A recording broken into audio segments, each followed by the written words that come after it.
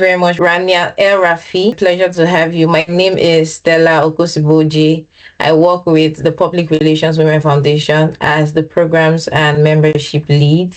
And the PR Woman of the Month is a monthly feature that is merit-based for women around the world that is doing great work in public relations and communications. We know that public relations is more than just a function. It is very strategic and it's important for personal and organizational growth. So we want people around the world to see these women that are doing the great work. So that is why we do this interview. Another objective of the interview is for upcoming professionals, that's entry level, mid level, to see these resources when they need guidance, when they need advice. They see these resources and it puts them on a better path. It encourages them, because we can all see that sometimes the work can be overwhelming. But when they see women that have done it and are doing it successfully, it also pushes them and is a source of encouragement. So for PR Woman of the Month for February, we are very excited to have Rania El Rafie. She is the Vice President of Public Relations and Strategic Communications at APO Group and a recognized leader in Pan-African strategic communications with over 22 years of experience across Africa and the Middle East. She's based in Cairo, Egypt. She's known for shaping high-impact communication strategies, managing complex reputational environments, and delivering sustained visibility for global brands and institutions across diverse African markets. During her tenure at APO Group, Rania has played a pivotal role in positioning the firm as Africa's leading public relations and strategic communications consultancy. She has led and contributed to multiple award-winning campaigns, including those recognized by SABRE Awards, notably for Canon's Awards on Scene campaign, Canon R Tour, Africa Business Heroes flagship campaign, and Mercy Ships. APO Group works under a leadership has also been recognized at the Davos Communications Award as Best PR Agency in Africa, Leading Communications Consultancy in Africa 2025, and Best Public Relations Campaign, as well as the Brands Review magazine and World Business Outlook for excellence in communications and media consultancy. Prior to joining the APA Group, Rania built her career with leading global communications network, including TBWA and JWT in Dubai, where she had senior regional roles managing multinational brands across Egypt and the GCC, and large-scale regional campaigns for sectors including media, finance, technology, real estate, and consumer goods. This global agency foundation continues to inform a disciplined, commercially grounded approach to strategic communications in African markets. She holds a bachelor's degree in business administration from the American University in Dubai with a double concentration in advertising and marketing. Once more, thank you so much for joining us. It is our honor to have you. Thank you so much, Stella, for the generous introduction. I always say that behind every nice introduction is a very, very strong team. So I'm lucky to work with the extraordinary colleagues at APO Group, which makes our work possible every day. All right. Yes. Behind every great portfolio, there is a great team. Thank you for sharing. So we'll just dive into our questions for you. We just want to know, your first degree says you did business administration. We just want to know, how did you get into public relations? Was it something you've always known you wanted to do, or you just stumbled on it and you loved it? We would love to know. Okay, so thank you for the question. I've always been drawn to communication, and I must say from a very, very young age. I always loved writing and documenting things around me, explaining how situations happen in a very dramatic way. It was how I made sense of the world. That interest stayed with me, which is why I studied business administration, and I focused on marketing and advertising as something which I was very, very interested to learn about. My real entry into public relations when I started working with global agencies early in my career in Dubai. So it was a very, very intense environment. There was a huge opportunity for growth. It exposed me to many multinational clients quickly, many brands, different markets, and the reality of how communication shapes perception and decision making. I covered markets such as the Gulf, North Africa, etc. within my portfolio. Later, I moved back to Egypt, and I worked closely with some international organizations and regional brands, also helping them navigate through local markets across the Gulf and North Africa. Then what ultimately drew me to APO Group was something a lot deeper than a career step. It was a mindset, it was a responsibility and a vision. For too long, Africa's stories have been told from the outside through a very, very narrow lens that overlooks the depth, the progress, the resources, its brilliant minds and innovation that is really happening across the continent every single day. So working in public relations across African markets became more than a career, it became a vision. I saw firsthand how perception shape opportunity, investment decisions, partnerships, and confidence for all of the narratives. At APO Group, we believe communications is about accuracy and about balance. It's about positioning our beautiful continent through its real achievements, its entrepreneurs, its companies, its young innovators, its institutions. And this culture actually does influence the world. So for me, public relations became a mission to help African voices speak with clarity, authority on the global stage. And when Africa tells its own story with confidence, credibility, and consistency, it changes how the world perceives us and engages with us as a continent. Yeah, thank you for sharing that. And one thing you said that struck me is if Africans do not tell their stories, other people will tell it. And yes, you're very right. Our stories are being told by others that are not actually in Africa. Because for you to know what is happening in Africa, you need to be in Africa. So thank you for sharing. And I love the part where you talk about that it is more than a career. It is now your vision and your passion. That is what we need for public relations, especially in developing countries like in Africa. Public relations is not up to the standard that it is in other developed region. So we need to speak more. We need to encourage people to actively pursue and implement public relations. Thank you for sharing that. I know I read your profile, some of the awards your organizations have won the campaigns, but we would love for you to take us through or tell us some of the campaigns you've worked on that were really close to your heart. Okay, so when I think about successful campaigns, I don't think noise or volume, but I do think consistency and credibility over time. I've worked on campaigns with APO for organizations like Canon, Emirates, Nestle, Mercy Ships, NFL, the International Olympics, GITEX. Some of these campaigns have really been recognized internationally, which we're very proud of, but the long-term impact is what matters to me. The campaigns that are really close to my heart are the ones that we achieved strong results across African markets. And just to mention here, the perception of the rest of the world that Africa is one country. It's not, it's actually 54. So everything can never be one-dimensional. What works in a country may not work in another. That's where strategic communication really does show its value. Where I'm especially proud are where our support helps organizations give back to the community. So many of our clients we witness are moving towards meaningful CSR initiatives and activities. However, we also support brands that connect purpose with real impact. So just to give you a few examples, we supported awareness campaigns for Mercy Ships, amplifying the life-saving surgical missions across African markets. A Canon campaign, for example, focused on accessibility and empowering the visually impaired through imaging technology and storytelling. We've positioned clients like Jitix on the continental stage in Morocco, highlighting Africa's innovation ecosystem and global investors and policymakers.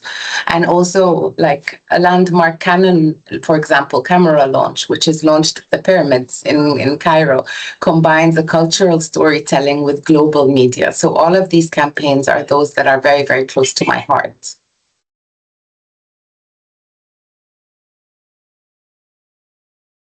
All right, thank you. As we were talking, I saw the passion in your voice, and there's a lot of work that has been put in place. Yes, Africa is not just one country; it has 54 countries. Yes, different messaging for different cultures and different regions. So work with an international company whereby you collaborate with different agencies, different consultancies across different countries, across regions. How do you collaborate with other teams within or outside of the organization to align public relations strategies to achieve the broader business goals? All right. So working obviously with clients across the continent and beyond, we have clients based, in Africa, in the Middle East, in Europe, and we also have a team, a PR team that is based in Africa around the 54 countries. I have a team of 25 specialists in the PR industry. So we work in a very, very coherent manner. I spend a lot of time working with my team, from strategy to commercial to digital and to management, and obviously with our regional teams who support us across the continent. We work in a manner that we do not react to decisions, but we actually help shape them. So we start by asking what the business is trying to achieve, who are the stakeholders, where could things go wrong if they are misinterpreted. So we believe that communication is brought into decision making very early, which allows us to anticipate risk, align narratives, and ensure consistency across markets. That's how we move our model from just pure execution to strategic value. We work with our clients as partners. We believe in the passion and the work that we can bring together with collective minds, and to really bring in a strategic impact.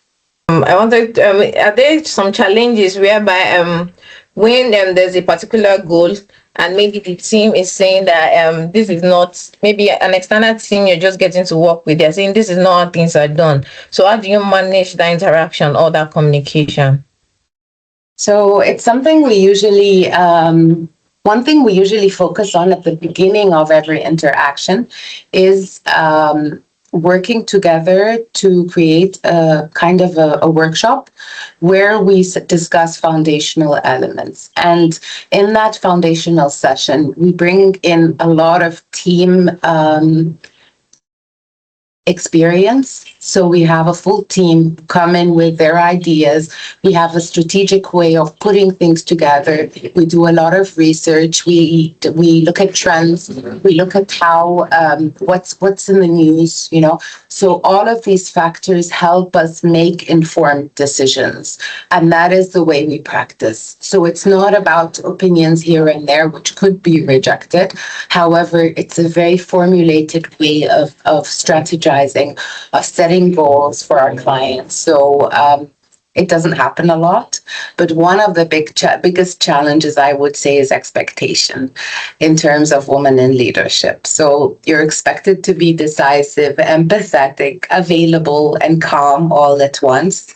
Emotional intelligence is extremely important. Navigating that requires a very strong focus on EQ and clear boundaries.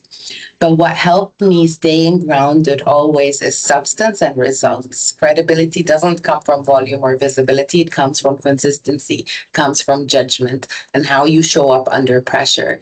And that once that is established, gender becomes less of a barrier and more of a strength. And that is taking us to our next question. Now, what are some of the challenges you've experience working in public relations and the communications industry as a female practitioner? I know you mentioned them leading with empathy, being able to take decisions without being emotional, but can you share some of the challenges or the challenging part of being a woman in this industry? So, as I said, women in leadership is a topic which is a very trendy one, these days. PR is a demanding field for anyone, but as women, there are additional layers, obviously, I think, which we navigate. One challenge is credibility. Early in meetings, some women would have to actually sit and prove their expertise before being heard, but this was years ago. I don't think now it's anything related to gender or a male-dominated market, because that's not the case. I believe women and men are seen the same. They're not labeled differently. Across African markets, there are cultural nuances. So going back to the challenges, in some environments, some women leaders in communications, it's still relatively new. So you have to combine firmness with diplomacy and lead in a way that respects local realities while still delivering results. Also, working in a multicultural environment and having a team from all across the continent, it's important to make sure that we respect the local culture and the realities between team members. There's also a balance between availability and boundaries. PR is a 24/7 business. Crisis doesn't wait. Clients don't sleep. And women often do carry additional family responsibilities. So it is really to make a balance, a clear balance between what you do at work and your work-life balance, basically. So how do you now balance the work life? Because yes, public relations is 24/7, and maybe you're having a time with your family members. You decided that this weekend we're going out, and then there's a crisis. How do you manage that? How do you tell your family that please I need to take a break after you've already made plans? I don't know if you would love to share how you balance career, especially as a woman in leadership. Absolutely. So I am a mother of two boys, 17 and 15 years old. So I guess I'm lucky because all of my family supports me a lot within my career. They know what happens. They understand crisis situations, and they all have become experts in PR because of watching me doing what I have to do. So yes, absolutely, as you described, I could be, for example, going out for dinner with my whole family, and then something emerges. My laptop is with me. I'm fully focused on what I have to do, on and off between family and between work, to make sure that is maintained. But PR is a 24/7 role. In times of crisis, things can emerge every 15 minutes, every 5 minutes. So you really have to be there and focused. But as I said at the beginning, passion is what drives me. The vision of Africa is what drives me. So regardless if it's 2 a.m., 4 a.m., I happily wake up, work on holding statements if I have to. But luckily, so far, I haven't witnessed too much of that, and hoping it maintains that way. But yes, maintaining boundaries, work-life balance is something which I always try to focus on. And I also tell my team a lot that it's important to maintain that for your own mental health. Yes, thank you for sharing that with us. It's really not easy because and it's one of the challenges that women have to face. And I'm very grateful you mentioned you have the support of your family and they completely understand the type of work that you do. So thank you for sharing that part. And congratulations, you are really grown babies. Well done, ma. Thank Yes, you. so yes, you've practiced. I saw that you practiced in the Middle East, Dubai, and in Egypt. I just wanted to know, does the practice of public relation, is it different in Egypt compared to other regions in Africa or other regions in the world? Thank you for the question. I think it's a very important one because it relates back to the fact that Africa is 54 countries. Each market has its own cultural nuances. It has its own way of working. So yes, Each market is very different. Egypt is a very, very high context market, and that's something people sometimes underestimate. Relationships, trust, cultural nuances all play a very, very huge role. Information often travels informally through conversations, media interpretation, or even WhatsApp, right? Before anything is even officially announced. So that means interpretation can shape people's perceptions very quickly. This is why timing, tone, local understanding are very, very critical. So I believe our strength is to combine this local insight with global standards, which allows us to navigate complex environments, complex media scenes, landscapes across Egypt or across any other African market.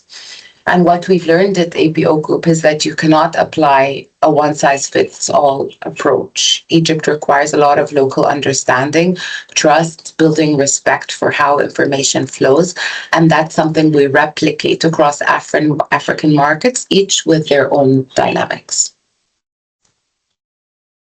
All right. You talked about communication being perceived in a certain way.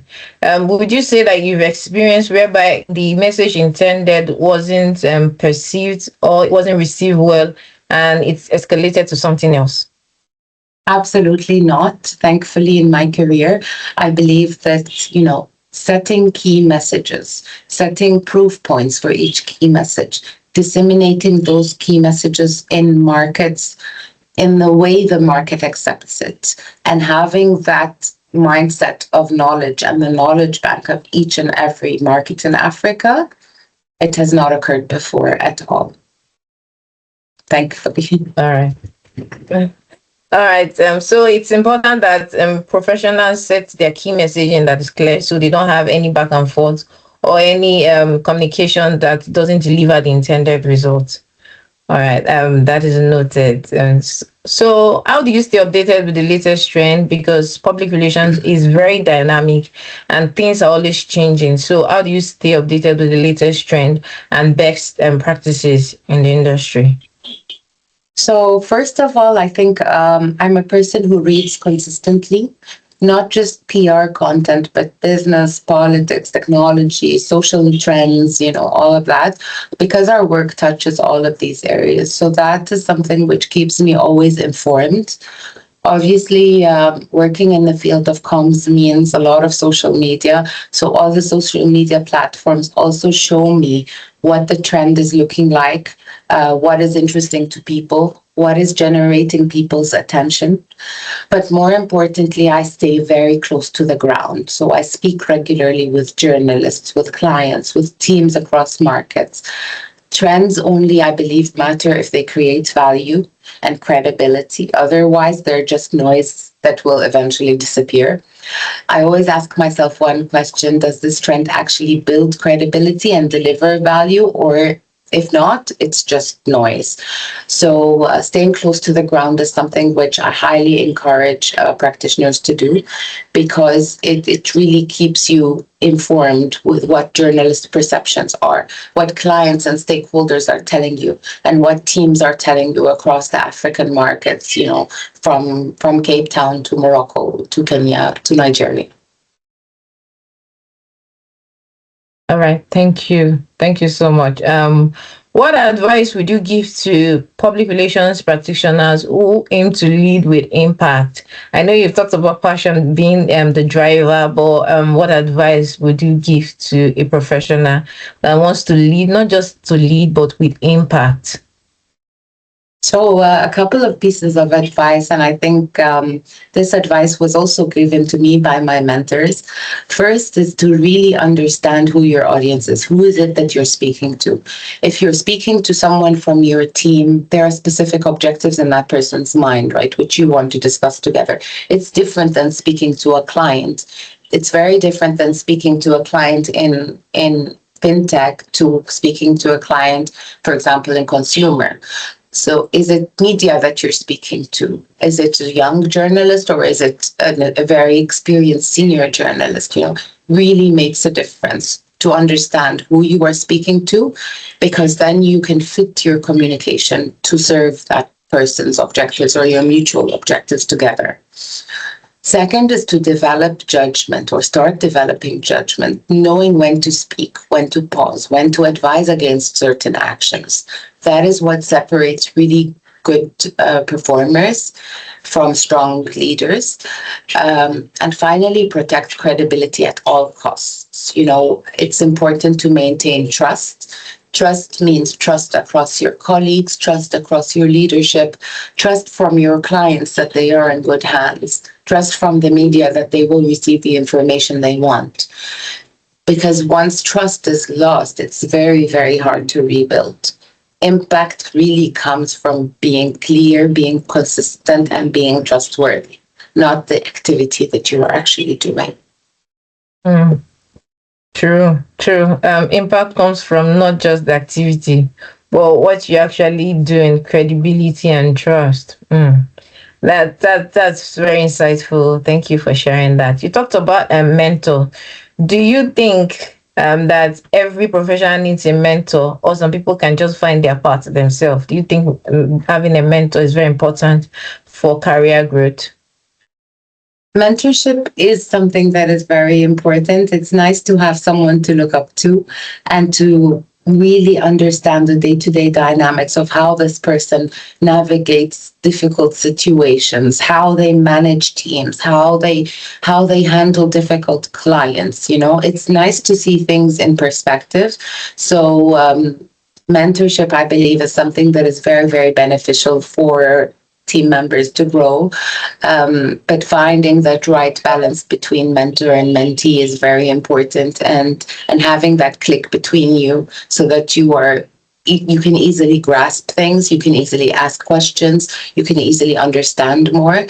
And within my career, I think I'm very lucky to have had two mentors who have really, really supported me to grow and become where I am today. All right, thank you. So mentorship is very important, and it is very important that professionals get a mentor. So if you have questions that you're not clear about, especially towards your career growth, you can always have someone you can ask questions. So you're not just going to Google or ChatGPT to ask the question on how to navigate career challenges. One last question for today. We just want to know, I'm a mid-level professional, so I want to take on more senior roles. So what skills do I need? What skills do I need to develop to transition from mid-level to a more senior role? Okay, I believe the shift should be a mindset shift first. So if you think you want to move, you should be moving from execution to ownership. So rather than executing a specific task or specific tasks on client accounts, why not think about owning that brand? Okay, so thinking very strategic, understanding your stakeholder dynamics, managing relationships confidently, all of that falls into taking the responsibility for the general outcomes. So a more broader bird's eye view of things in perspective. Because if you do have that trait in looking to a more ownership of a brand, that means that you will write well, you will focus on your writing, you will stay very informed, you will be understanding the trends that are happening around you, you will be looking at the competitors of this client, what are their activity, what are they doing, and how can you become better. You will remain calm under pressure in order to achieve what you want to achieve. So these are all, I believe, very critical skills to embody, but within a broader vision of, let me think very strategically towards this client. Let me think long term. So senior roles do require you to think long term and stand behind your judgment. Once that mindset changes, all the skills will fall into that mindset. Okay, thank you. I hear you said the mindset shift is the first thing. But I've also read where people said that leaving a certain role to a more senior role or a leadership role means investing or working on people. Like you said, doing a particular task at a particular level, but when you get to a more senior role, it goes beyond that. Do you agree that it is more than activity and it is working with people to build them or to take them to a particular position in the organization? 100%, totally agree. I think that working with people is extremely important for their progression. It's important to understand where people can really grow, because you can sometimes see within very junior PR executives that they do have a very, for example, strong vision, a creative mind, for example.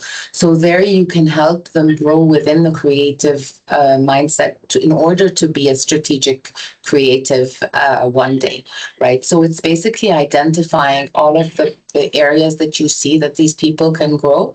And then other areas, for example, which are non-negotiable, like communication skills, like presentation skills, all of those kind of contribute to growing a person and making them, supporting them in being senior within an organization. But I also want to ask a question.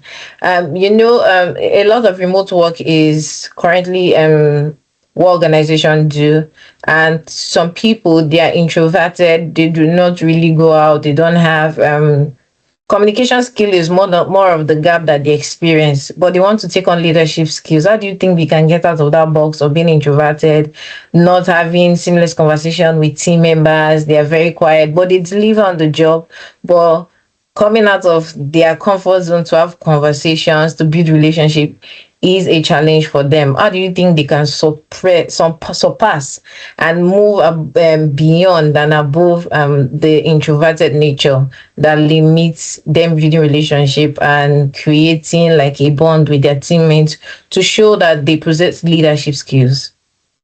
I can give you a very, very solid example, because that example is myself.